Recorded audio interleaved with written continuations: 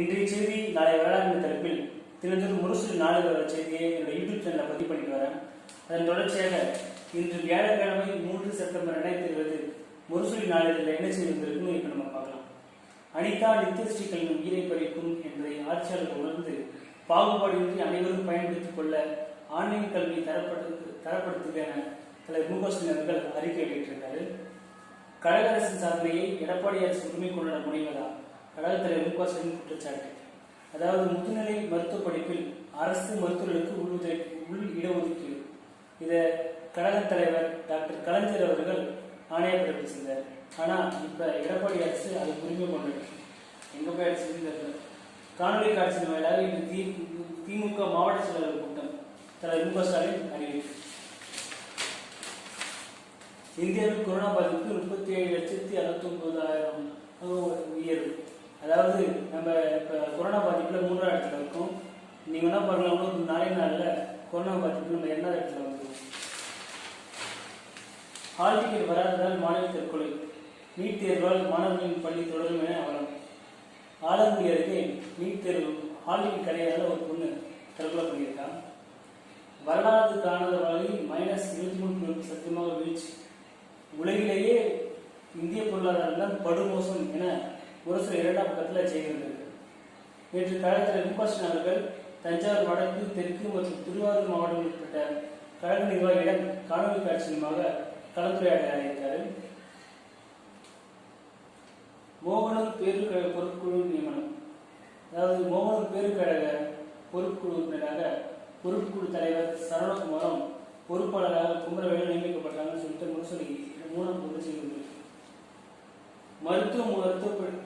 முதுநிலை மருத்துவ படிப்புகளில் மாநில அரசு சிறப்பு இடஒதுக்கீடு வழங்கலாம். உச்சநீதிமன்ற தீர்ப்பு மிகவும் வரவேற்கத்தக்க தீர்ப்பாகும் என திராவிட கழக தலைவர் கி வீரமணி அவர்கள் பாராட்டிவிட்டார். இன்னைக்கு திராவிட இயக்கங்கள் வீரர்கள் நினைவு நாள்ல ஈரா சரகோபன் அவரை பற்றி புகைப்படமும் அவரை பற்றி செய்தி வருகிறது.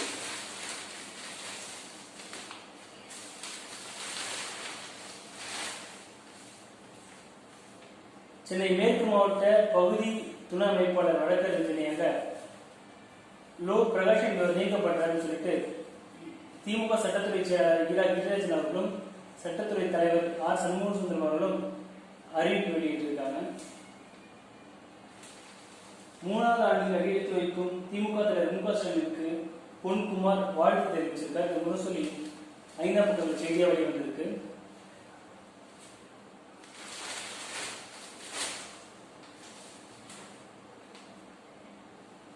விவசாயிகளை கைவிட்ட அதிமுக அரசு, எம்.ஆர்.பி. பன்னீர்செல்வம் எம்எல்ஏ தன்னுடைய கண்டனத்தை தெரிவிச்சிருக்காரு.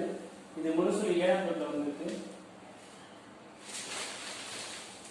இன்னைக்கு நாமக்கல் மேற்கு மாவட்ட ஒன்றிய நகர பேருக்கழக இளைஞரணி நிர்வாகம் நியமனம். இளைஞரணி செயலாளர் உதயநிதி ஸ்டாலின் அவர்கள் அறிவிப்பு வெளியிட்டிருக்காரு. திராவிட முன்னேற்ற கழகத்துடைய 12வது பொது தேர்தலை முன்னிட்டு கிளைக்கழக நிர்வாகிகள் தேர்ந்தெடுக்கப்பட்ட விவரம் திருநெல்வேலி கிழக்கு மாவட்டம் முழுவதும் இந்த முரசொலி வந்திருக்கு. கிட்டத்தட்ட ஒரு 4 பக்கத்துக்கு அதோட நிர்வாகிகளுடைய பெயர் வந்திருக்கு. மன்னிக்கணும், 8 பக்கத்துக்கு புதிய நிர்வாகிகள் பெயர் வந்திருக்கு.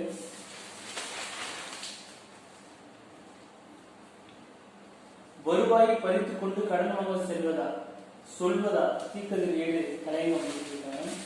இன்னைக்கு தொடர்ந்து முரசொலி 22வது நாளாக முரசொலி சில நினைவலைகள் என்ற தொடர் கட்டுரை வெளிவந்திருக்கு. இன்னையோட முரசொலி முடியுது. நாளைக்கு முரசொலி என்ன செய்து வருது நாளைக்கு பார்ப்போம். நன்றி, வணக்கம்.